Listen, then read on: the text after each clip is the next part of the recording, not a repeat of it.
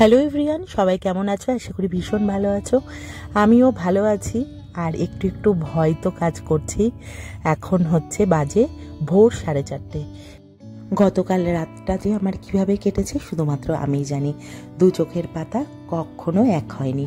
ভোরবেলার দিকে যেই একটু চোখটা লেগে এসেছিল তখনই সিস্টার এসে কয়েকটা মেডিসিন দিল, আর এই যে একটা কি লাগিয়ে দিল, এটা আই থিঙ্ক প্যারাসিটামল না স্যালাইন, সেটা আমি বলতে পারবো না। যাই হোক, 2 ঘন্টা লাগানোর পরে এই যে এখন 6:30 বাজে, এখন এটা শেষ হয়েছে।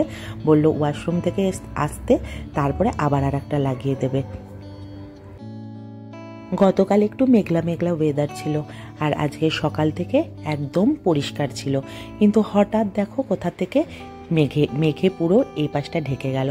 আর একটু বাদেই হয়তো বৃষ্টি নামবে।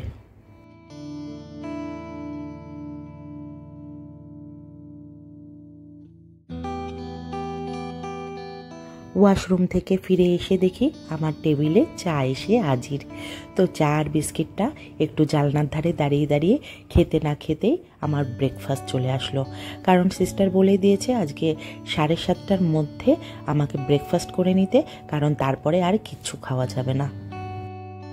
ব্রেকফাস্টে আজকে দিয়েছিল সুজির উপমা, ভীষণ টেস্টি হয়েছিল খেতে। যাই হোক, এটা এখন কমপ্লিট করে আমি এই যে স্নান সেরে একদম চলে এসেছি। এরপরে আর স্নান করার হয়তো টাইম পাবো না, কারণ আরেকটু বাদে আবার বোধহয় স্যালাইন লাগিয়ে দেবে। রেগুলারই স্নান টান সেরে একটু ঠাকুর ঘরে গিয়ে কয়েকটা ঠাকুরের বই পড়া অভ্যাস হয়ে দাঁড়িয়েছে আমার। আর এখন তো হনুমান চল্লিশাটা পড়ে পড়ে সেটা এখন পুরো মুখস্থ হয়ে গেছে, তাই আর বইয়ের দরকার পড়ে না। তাই এখানেও বসে বসে একটু ঠাকুরের নাম করে নিলাম, ওই আর কি গণেশ বন্দনাটা পড়ে তারপরে হনুমান চল্লিশাটা পড়ে নিলাম। আর হনুমান চল্লিশাটা পড়ে সত্যি অনেকটা পজিটিভ ফিল হয়। তো যারা যারা কোনো প্রবলেমে আছো, হনুমান চল্লিশাটা অবশ্যই পড়ো, অনেকটা শান্তি পাবে, আমি কথা দিচ্ছি। যাই হোক, এই যে আমার হয়ে গেছে ঠাকুরকে ঢাকা, আর সাথে সাথে সিস্টার চলেও এসেছে।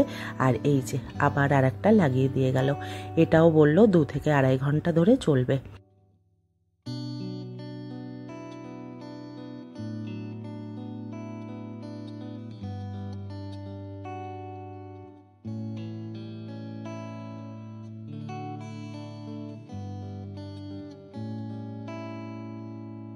এই সিস্টার স্যালাইন লাগাতে লাগাতে ওই কথাই বলছে যে এখন যেন আর আমি জল পর্যন্ত না খাই।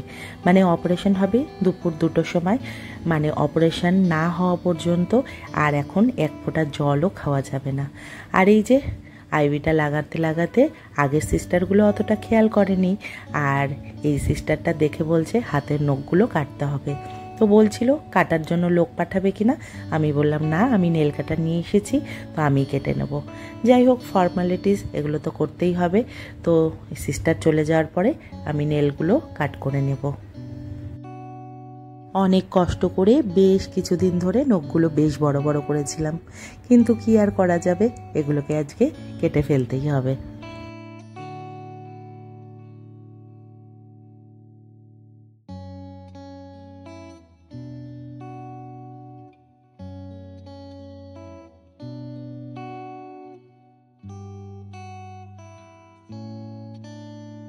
শুয়ে থাকতে থাকতে আর একটুও ভালো লাগছে না, আর যত টাইম এগিয়ে আসছে ততই যেন একটা কেমন যেন লাগছে। বাড়ি থেকেও এখনও কেউ আসেনি, ওদের বলেইছিলাম দুপুর 2টোতে টাইম দিয়েছে, তো ওরা যেন বাড়ি থেকে একবারে স্নান টান করে একটু খাবার খেয়ে আসে, কারণ কখন অপারেশন হবে সব কিছু হতে একটু টাইম লাগবে। তো ওরাও আসছে না, মনটা ঠিক ভালো লাগছে না।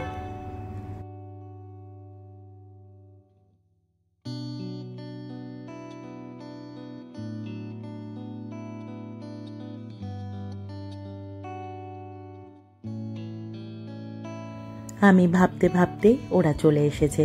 2জনের বেশি একসাথে এন্ট্রি দেয় না, কিন্তু ছেলে টুক করে ওদের সাথে চলে এসেছে। যাই হোক, এসে আমার সাথে কথা বলছে, আর দিদি এই ভিডিওগুলো দিদি তুলে দিয়েছিল। এরপরে আর ভিডিও করার আমার পক্ষে আর পসিবল ছিল না, কারণ তখন ফোনটা আমি অলরেডি মার কাছে দিয়ে দিয়েছি, কারণ সিস্টাররা বলে গেল আর আধা ঘন্টার মধ্যেই আমাকে ওটিতে নেবে। যাই হোক, ওদের সাথে একটু কথা বলছিলাম, আর দিদি আড্ডা মারছিল, সেগুলোই শুনছিলাম।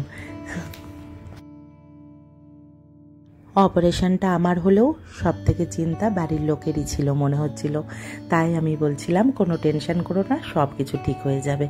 তো ওরা ওই নিয়েই হাসাহাসি করছে যে এই কথাটা আমাদের বলা উচিত তোমাকে, সেখানে তুমি আমাদেরকে বলছো।